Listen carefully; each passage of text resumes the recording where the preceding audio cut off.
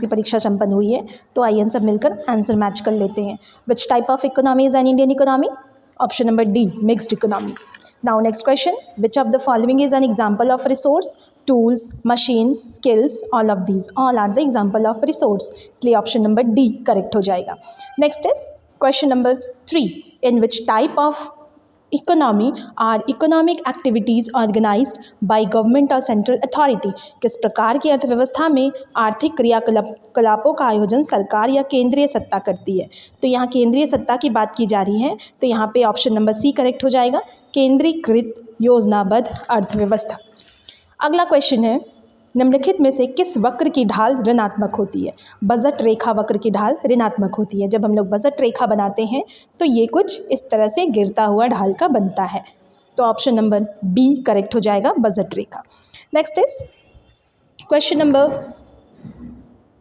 5, जब किसी वस्तु में परिवर्तन से उपभोक्ता का व्यय स्थिर रहता है तो उस वस्तु की मांग की लोच क्या होगी? उस वस्तु की मांग बेलोचदार होगी, क्योंकि उसका व्यय जो है वो स्थिर है, तो मांग बेलोचदार।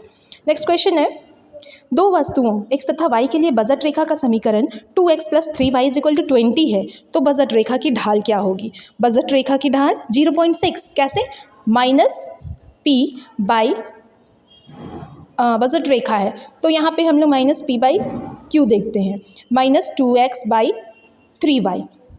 तो जब हम लोग इसको सॉल्व करेंगे तो ये इसका आंसर आएगा 0.6, ऑप्शन नंबर ए करेक्ट है। नेक्स्ट है क्वेश्चन नंबर 8, किसी वस्तु की मांग को प्रभावित करने वाला एक कारक निम्नलिखित में से कौन सा है?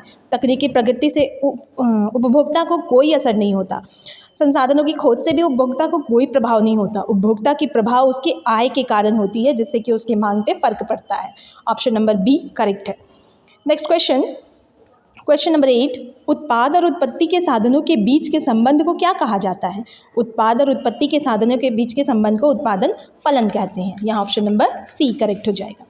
अगला क्वेश्चन है, निम्नलिखित में स्थिर लागत का एक उदाहरण कौन सा है? स्थिर, परिवर्तनशील, दो तरह की लागतें होती हैं। स्थिर लागत का एक उदाहरण है मकान का किराया, हमने पढ़ा है रेंट जो है वो फिक्स्ड कॉस्ट होता है। अगला क्वेश्चन है, पैमाने के प्रतिफल किस प्रकार के उत्पादन फलन की व्याख्या करते हैं? तो पैमाने के प्रतिफल दीर्घकाल के उत्पादन फलन की व्याख्या करते हैं। अगला क्वेश्चन, क्वेश्चन नंबर 11, परिवर्ती साधन का कुल उत्पाद अधिकतम होता है जब सीमांत उत्पाद शून्य होता है। हमने पढ़ा है कि जब मार्जिनल प्रोडक्टिविटी 0 है तो टोटल प्रोडक्टिविटी अपने मैक्सिमम लेवल की होती है। अगला क्वेश्चन, किस प्रकार के बाजार में समरूप वस्तुओं का उत्पादन होता है? तो पूर्ण प्रतियोगिता के बाजार में समरूप वस्तुओं का उत्पादन होता है। नेक्स्ट क्वेश्चन देखते हैं हम सब, एक पूर्ण प्रतियोगी फर्म के लिए कौन सा पूर्ति वक्र होता है? तो सीमांत लागत का जो बढ़ता हुआ भाग होता है वो एक पूर्ण प्रतियोगिता फर्म के लिए पूर्ति का वक्र होता है। क्वेश्चन नंबर 14, किस वस्तु की मांग बढ़ने से वस्तु की कीमत में कमी होती है? लॉ ऑफ डिमांड के अकॉर्डिंग जब कीमत कम होगा तो मांग बढ़ेगी। क्वेश्चन नंबर 15, संतुलन कीमत की स्थिति में मांग और पूर्ति दोनों बराबर होती है। समष्टि अर्थशास्त्र में समष्टि शब्द का अर्थ होता है बड़ा। कॉमन क्वेश्चन है ये सब, हम लोग बहुत पहले से पढ़ते आ रहे हैं। मुद्रास्फीति की स्थिति कब होती है? जब वस्तुओं की कीमतों में वृद्धि होती है। मुद्रास्फीति मतलब महंगाई। Question number 18, the general theory of employment interest and money नामक पुस्तक का प्रकाशन कब हुआ था? 1776 में हुआ था। क्वेश्चन नंबर 19, मजदूरी क्या है? मजदूरी एक श्रमिक की कीमत है, ऑप्शन नंबर ए सही हो जाएगा। क्वेश्चन नंबर 20, अंतिम वस्तुएं क्या होती हैं? अंतिम वस्तुएं टिकाऊ उपभोक्ता वस्तु होती है जिसे हम लोग यूज़ करते हैं, कंज्यूम करते हैं। नेक्स्ट क्वेश्चन है 21, निम्नलिखित में से तृतीयक क्षेत्र की एक गतिविधि कौन सी है? गेहूं उपजाना, ये तो प्राइमरी सेक्टर का है। गेहूं से आटा बनाना, this one is for secondary sector, द्वितीयक क्षेत्र का है। लेकिन आटे को बाजार में बेचना ये ट्रेडिंग से रिलेटेड है, इसीलिए ये हो जाएगा तृतीयक क्षेत्र का गतिविधि। 22, माल सूची में क्या सम्मिलित नहीं होता है? विकृत निर्मित वस्तु, जो बिक्री कर दी जाती है बनाई गई वस्तु, वो माल सूची स्टॉक में सम्मिलित नहीं किया जाता। अगला क्वेश्चन है, जीएनपी और जीडीपी में क्या अंतर होता है? जीएनपी और जीडीपी में अंतर एन और डी का होता है। एन मतलब नेशनल, डी मतलब डोमेस्टिक। डोमेस्टिक मतलब एक देश के अंदर की आय और नेशनल मतलब विदेशों से प्राप्त शुद्ध साधन आय। तो यहाँ पे ऑप्शन नंबर सी करेक्ट हो जाएगा।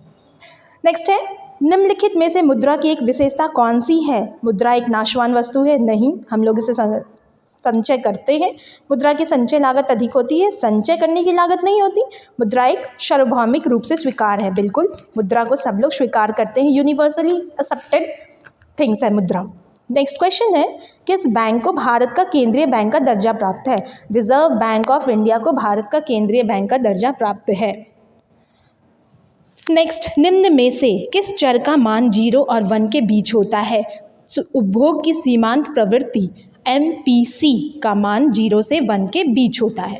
अगला क्वेश्चन, यदि किसी अर्थव्यवस्था में उपभोग की सीमांत प्रवृत्ति 0.6 है तो गुणक का मान क्या होगा? इसे हम लोग कैसे निकालेंगे? 1/1 माइनस MPC से। तो 1/1 माइनस 0.6, 1/0.4, तो आंसर आएगा 2.5। Correct answer is 2.5, option number C. Next 28 number, Bharat में वित्तीय वर्ष की अवधि क्या होती है? 1 अप्रैल से 31 मार्च की होती है। अगला और 29 नंबर का क्वेश्चन है, निम्नलिखित में से पूंजीगत व्यय का एक उदाहरण। पूंजीगत व्यय का एक उदाहरण है भूमि अधिग्रहण पर व्यय। जब सरकार ऐसा व्यय करती है जिससे उनकी पूंजी में वृद्धि होती है और लायबिलिटी में कमी आती है तो उसे हम पूंजीगत व्यय कहते हैं। तो भूमि अधिग्रहण पर खर्च करती है सरकार तो सरकार की पूंजी बढ़ती है। लास्ट क्वेश्चन, मुद्रा अवमूल्यन की स्थिति में, अवमूल्यन दैट मीन्स डिवैल्यूएशन, जब मुद्रा अवमूल्यन होता है तो विनिमय दर कम हो जाता है, अपने देश की मुद्रा का मूल्य घट जाता है। दैट मीन्स दूसरे देश की मुद्रा के अकॉर्डिंग अपने देश का मूल्य कम हो गया तो विनिमय दर में कमी आती है। तो आज हम सब अपने ऑब्जेक्टिव क्वेश्चंस को मैच कर पाए, तो देखते हैं आप सब ने कितना सही किया है। आप मिलाइए और चेक कीजिए आपने कितने सही आंसर लिखे हैं। धन्यवाद।